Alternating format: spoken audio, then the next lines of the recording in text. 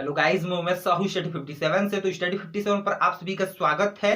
तो जैसा कि आप जानते हैं कि पिछले वाले वीडियो में हमने वैदिक काल या पौराणिक काल से संबंधित महत्वपूर्ण चीजों को बहुत ही सिंपल तरीके से जानने का प्रयास किया, ठीक है ना। तो उसके पश्चात आज के इस वीडियो में है ना, वैदिक काल के बाद क्या हुआ है ना, उन सभी को हम जानेंगे, ठीक है। तो गाइस देखिए, वैदिक काल का जो टाइम पीरियड है वो कब से कब तक था, तो 1500 ईसा पूर्व से लेकर 600 ईसा पूर्व तक, ठीक है। तो 600 ईसा पूर्व तक वैदिक काल समाप्त हो गया था, ठीक है। उसके पश्चात जो आता है टाइम है पीरियड है ना, वो देखिए 600 ईसा पूर्व से लेकर 323 ईसा पूर्व के मध्य काल को क्या कहते हैं, तो महाजनपद काल, ठीक है। तो गाइस देखिए, 600 ईसा पूर्व से लेकर 323 ईसा पूर्व के मध्य, ठीक ना, जो समय है ना, उसमें क्या क्या हुआ है ना, तो उन सभी को हम जानेंगे आज की इस वीडियो में, ठीक।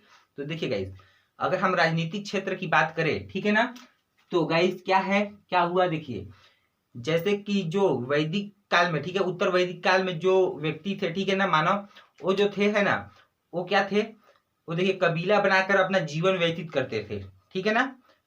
तो उनका जीवन जो था वो कबीला ही था, ठीक है। वो कबीला बनाकर अपना जीवन व्यतीत करते थे, ठीक है। तो उसके पश्चात धीरे धीरे उनका विकास हुआ, फिर जन का विकास हुआ, ठीक है। जन से फिर जनपद, जनपद से फिर महाजनपद, ठीक है। तो महाजनपद के बारे में हम जानेंगे, ठीक है, कि हमारे छत्तीसगढ़ में इसका क्या प्रभाव रहा, ठीक है। तो गाइस देखिए, 600 ईसा पूर्व से लेकर 323 बीसी तक, ठीक है, ये जो है महाजनपद का काल है ना। तो इस महाजनपद के बारे में हम जानकारी प्राप्त करते हैं यहाँ पर, ठीक है। तो देखिए, इस महाजनपद की जानकारी है ना, इस महाजनपद की जानकारी जो है वो कहाँ से मिलती है, तो बौद्ध ग्रंथ अंगुतर निकाय एवं जैन ग्रंथ भगवती सूत्र, ठीक है। बौद्ध ग्रंथ है अंगुतर निकाय एवं जैन ग्रंथ है भगवती सूत्र, यहीं से जो है वो महाजनपद की जानकारी मिली थी, ठीक है ना। देखिए, महाजनपद का काल जब आता है, ठीक है ना, तो वहीं से प्रारंभ हो जाता है एक साम्राज्य का विस्तार, ठीक है ना। इसके पश्चात जो है मौर्य साम्राज्य है ना, गुप्त साम्राज्य, इस प्रकार के साम्राज्य आने लगे, ठीक है। तो यही से जो है ना, वहां से साम्राज्य का जो प्रारंभ रूप हमें देखने को मिलता है, ठीक है ना। यहाँ जो है ना, सामाजिक आर्थिक क्षेत्र में तीव्र गति से प्रगति होने लगी, ठीक ना। तो क्या हुआ कि देखिए, हमारे भारत को है ना, हमारे भारत को 16 महाजनपदों में बांट दिया गया, ठीक है ना। क्या किया गया, 16 महाजनपदों में बांट दिया गया, ठीक है ना।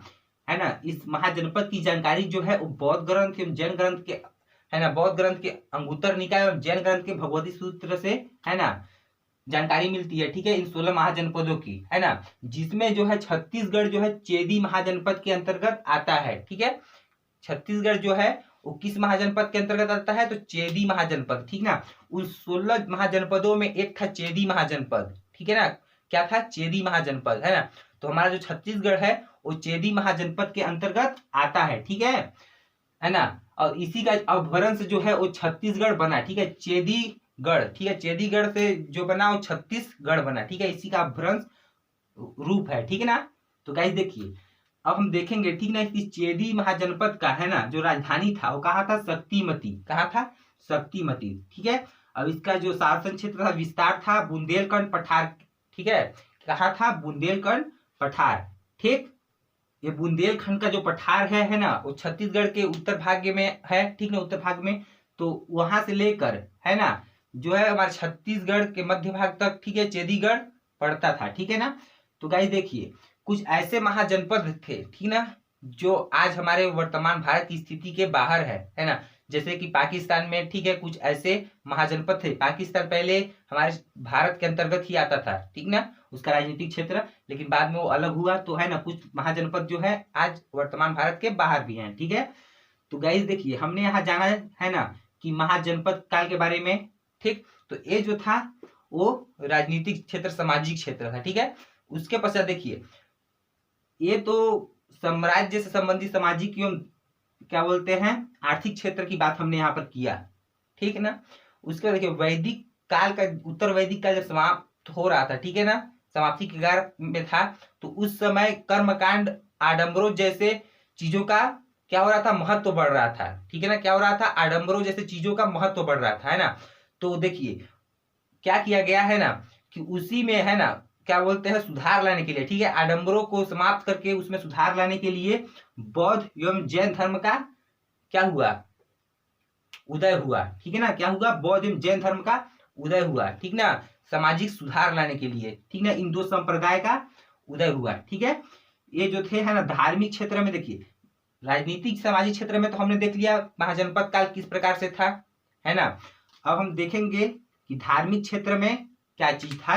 तो बौद्ध धर्म एवं जैन धर्म जो थे है ना, वो अलग अलग तरीके से है ना मोक्ष की प्राप्ति करने का मार्ग बता रहे थे, है ना, कि किस प्रकार से हम मोक्ष की प्राप्ति कर सकते हैं, ठीक है। तो देखिए बौद्ध धर्म एवं जैन धर्म है ना, इन दोनों का जो उद्देश्य था वो मोक्ष की प्राप्ति करना था, लेकिन इनका जो मार्ग था, ठीक है, मोक्ष प्राप्ति करने का जो मार्ग था वो अलग अलग था, ठीक है ना। तो गाइज हमने यहाँ अब देखा, ठीक है, महाजनपद काल के बारे में। अब देखेंगे हम बौद्ध धर्म से संबंधित चीजों के बारे में, ठीक है ना। तो देखिए इस बौद्ध धर्म एवं जैन धर्म का जो टाइम पीरियड है वो भी 600 से लेकर 323 बीसी के मध्य है, ठीक ना। एक तरफ महाजनपद काल और दूसरी तरफ ये धार्मिक क्षेत्र था, ठीक ना। तो बौद्ध धर्म की जो जानकारी है, ठीक है, वो बौद्ध ग्रंथ जो अवदान शतक से ज्ञात होता है, ठीक है। इस बौद्ध धर्म की जानकारी कहाँ से प्राप्त होता है, तो बौद्ध ग्रंथ है तो अवदान शतक, वहां से, ठीक है। भगवान गौतम बुद्ध, ठीक है, भगवान गौतम बुद्ध जो है ना, वो बौद्ध धर्म के संस्थापक थे। क्या थे? बौद्ध धर्म के संस्थापक, है ना। तो भगवान गौतम बुद्ध जो है कुछ समय के लिए सिरपुर आए थे, ठीक है। क्या बोल रहा है कि भगवान गौतम बुद्ध जो है ना, वो क्या है कुछ समय के लिए हमारे छत्तीसगढ़ के सिरपुर में आए थे, है ना, जिसकी जानकारी जो है ह्वेन-सांग ने 639 ईस्वी में किया था, ठीक है ना। क्या किया था? 639 ईसा पूर्व में किया था, ठीक है। किसकी जानकारी के बारे में? तो इस भगवान गौतम बुद्ध जो हमारे छत्तीसगढ़ में आए थे सिरपुर में, है ना। उस समय ह्वेन-सांग जो था, है ना, वो भी हमारे छत्तीसगढ़ में आया हुआ था, ठीक। और इसने सिरपुर एवं मल्हार की यात्रा की थी, ठीक है। किसने? ह्वेन-सांग ने। ह्वेन-सांग आया था, सिरपुर एवं मल्हार की यात्रा की थी, और उसी ने बताया था कि भगवान गौतम बुद्ध जो है ना, वो हमारे छत्तीसगढ़ मतलब छत्तीसगढ़ में आए थे, ठीक है। ये ह्वेन-सांग कौन था? एक चीनी यात्री था, है ना, जो कि घूमने फिरने आए थे हमारे छत्तीसगढ़ में। तो वही जानकारी देते हैं, बताते हैं कि भगवान गौतम बुद्ध जो है हमारे छत्तीसगढ़ में मतलब आए थे, है ना। तो गाइस देखिए 6वीं शताब्दी की बात है। क्या है? 6वीं शताब्दी की बात है ना। 6वीं शताब्दी में बौद्ध भिक्षुक प्रभु आनंद, है ना, कौन? बौद्ध भिक्षुक जो प्रभु आनंद थे, है ना, ये कौन थे? भगवान गौतम बुद्ध के शिष्य। कौन थे? भगवान गौतम बुद्ध के शिष्य, है ना। भिक्षु मतलब कि उनके शिष्य, ठीक है। उन्होंने देखिए सिरपुर में स्वास्तिक विहार एवं बौद्ध विहार का निर्माण करवाया था। क्या करवाया था? देखिए बौद्ध विहार एवं स्वास्तिक विहार का निर्माण करवाया था किसने? प्रभु आनंद जी ने, ठीक ना, जो कि भगवान गौतम बुद्ध के शिष्य थे, है ना। ये विहार क्या होते थे? तो उनके मतलब बौद्ध धर्म से संबंधित मतलब उनके अनुयायी, उनके जो शिष्य थे, उनके मार्ग पर चलने वाले वहां पर निवास करते थे, है ना। तो वही निर्माण करवाया था प्रभु आनंद ने हमारे छत्तीसगढ़ के सिरपुर में, ठीक। उसके अलावा हमें देखेंगे कुछ ऐसे स्थल जो बौद्ध धर्म से संबंधित हैं। तो देखिए सिरपुर और तुरतुरिया। सिरपुर का है महासमुंद में, तुरतुरिया का है बड़ौदा बाजार में, ठीक है। यहाँ बौद्ध कालीन प्रतिमाएं मिलती है, ठीक है। यहाँ जो है ना सिरपुर एवं तुरतुरिया में बौद्ध कालीन प्रतिमाएं प्राप्त हुई हैं, ठीक है। उसके बाद मल्हार में देखिए बौद्ध मंदिर एवं चैत्य के अवशेष प्राप्त हुए हैं। कहाँ से? तो मल्हार से बौद्ध मंदिर एवं चैत्य के अवशेष प्राप्त हुए हैं, ठीक है। इसके अलावा देखिए भोंगापाल से विहार मतलब बौद्ध विहार की जानकारी मिलती है, ठीक है। बौद्ध विहार का पता चला है ना। तो गाइस हमने यहाँ बौद्ध धर्म से संबंधित चीजों को देखा, है ना, कि इसकी जानकारी जो है ना, वो बौद्ध ग्रंथ अवदान शतक से जानकारी प्राप्त हुआ था, ठीक है ना। और इससे जानकारी प्राप्त हुआ था कि जो भगवान गौतम बुद्ध थे, ठीक ना, वो जो है वो हमारे छत्तीसगढ़ में आए थे, ठीक है ना। और उसके बारे में जानकारी जो है ह्वेन-सांग ने 639 ईसा पूर्व में दिया था, ठीक है। और वो भी हमारे छत्तीसगढ़ में आए थे, मतलब सिरपुर एवं मल्हार की यात्रा किए थे, ठीक है। कौन? ह्वेन-सांग, ठीक है। ह्वेन-सांग जो थे वो सिरपुर मल्हार इन दोनों की यात्रा किए थे, और भगवान गौतम बुद्ध जो है वो सिरपुर में, ठीक है, केवल। तो गाइस हमने यहाँ देखा बौद्ध धर्म संबंधित चीजों को। उसके पश्चात हम देखेंगे जैन धर्म संबंधित चीजों को, ठीक है। तो देखिए जैन धर्म, ठीक ना। इस जैन धर्म में जैसे देखिए इसके संस्थापक जो थे, है ना, गौतम बुद्ध थे बौद्ध धर्म के, उसी प्रकार जैन धर्म के जो संस्थापक थे, ठीक है, वो कौन थे? ऋषभ देव, है ना। देखिए इस जैन धर्म की जानकारी मतलब इस जैन धर्म का जो उदय हुआ था बहुत पहले से इसका उदय हुआ था, ठीक है ना। इसके बारे में है ना कुछ विशेष जानकारी प्रमाण नहीं मिले हैं, ठीक ना, जो भी प्रमाण मिले हैं, छोटे मोटे प्रमाण मिले हैं, ठीक है, वहां से हमें पता चलता है कि जो इसकी संस्थापक थे ऋषभदेव थे, ठीक है, जिनकी जानकारी गुंजी दमोदरा से प्राप्त होता है ना। ये जो थे वो प्रथम तीर्थकर थे, क्या थे, प्रथम तीर्थकर जैन धर्म के, ठीक है ना गाइस। देखिए इस जैन धर्म में जो है वो 24 तीर्थकर हुए, ठीक है, क्या हुए, 24 तीर्थकर हुए, है ना, जो जैन धर्म को लेकर चलते थे और उनकी मान्यताओं के आधार पर अपना जीवन व्यतीत करते थे और ज्ञान बांटते थे, ठीक है ना। तो 24 तीर्थकर में देखिए ऋषभदेव जो था वो प्रथम तीर्थकर थे, ठीक है ना। उसके बाद 16वें तीर्थकर जो थे वो शांतिनाथ, इनकी जानकारी भाटागुड़ा बस्तर से प्राप्त होती है, कहाँ से, भाटागुड़ा बस्तर से, किसकी जानकारी, तो शांतिनाथ की जानकारी, ठीक है, जो कि 16वें तीर्थकर थे, ठीक है। उसके पश्चात देखिए 23वें तीर्थकर कौन थे, पार्श्वनाथ, कौन थे, पार्श्वनाथ, जिनकी जानकारी नगपुरा दुर्ग से मिलती है ना। अब देखेंगे यहाँ पर 24वें तीर्थकर, ठीक है, ये जो 24वें तीर्थकर है महावीर स्वामी, है ना, महावीर स्वामी है, वो क्या थे, देखिए ये 24वें तीर्थकर मतलब कि अंतिम तीर्थकर थे, अंतिम तीर्थकर थे, लेकिन इनको जैन धर्म का वास्तविक संस्थापक माना जाता है। क्यों माना जाता है जैन धर्म का वास्तविक संस्थापक, क्योंकि इन्हीं के समय जो जैन धर्म का जो प्रभाव था वो ज्यादा था, है ना, मतलब इस जैन धर्म का प्रभाव यहाँ पर, है ना, ज्यादा पड़ा था, ठीक है, इसलिए इनको क्या बोलते हैं, जैन धर्म का वास्तविक संस्थापक, ठीक है। और इनके बारे में आरंग रायपुर में जानकारी मिलती है ना। तो ये जो थे, है ना, ये धार्मिक क्षेत्र में मतलब कि जो भी आडंबर बढ़ गए थे उनको सुधारने के लिए ये जो बौद्ध धर्म एवं जैन धर्म का उदय हुआ था, ठीक है। तो गाइस देखिए हमने यहाँ पर बौद्ध धर्म एवं जैन धर्म से संबंधित चीजों को देखा, ये जो थे वो धार्मिक क्षेत्र में थे और ये जो थे वो सामाजिक आर्थिक क्षेत्र में बढ़ रहे थे, ठीक है ना।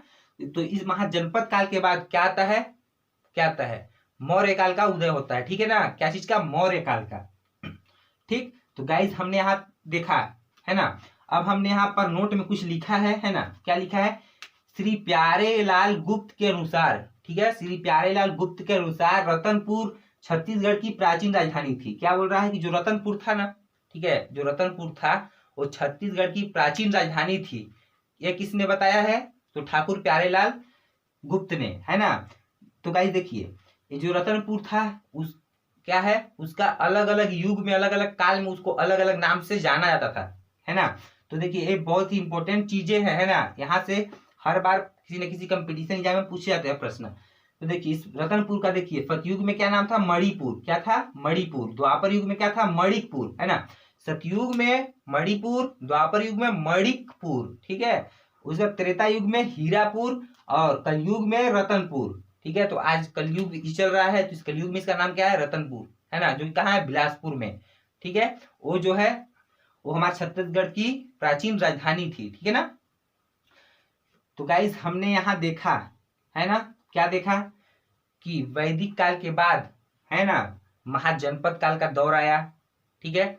उसके पश्चात जो वैदिक काल में जो भी आडंबर बढ़ रहे थे, है ना, उसी को मतलब, है ना, सुधारने के लिए, उसमें सुधार लाने के लिए बौद्ध धर्म में जैन धर्म का उदय हुआ। बौद्ध धर्म से संबंधित जैन धर्म से संबंधित यहाँ पर हमने महत्वपूर्ण चीजों को जानने का प्रयास किया, ठीक है। तो गाइस आज का वीडियो अगर अच्छा लगा होगा, ठीक है ना, तो लाइक शेयर कर दीजिएगा, कमेंट्स करके बताइएगा कि वीडियो कैसा लगा। तो वीडियो देखने के लिए धन्यवाद, मिलते हैं नेक्स्ट वीडियो में, तब तक के जय हिंद।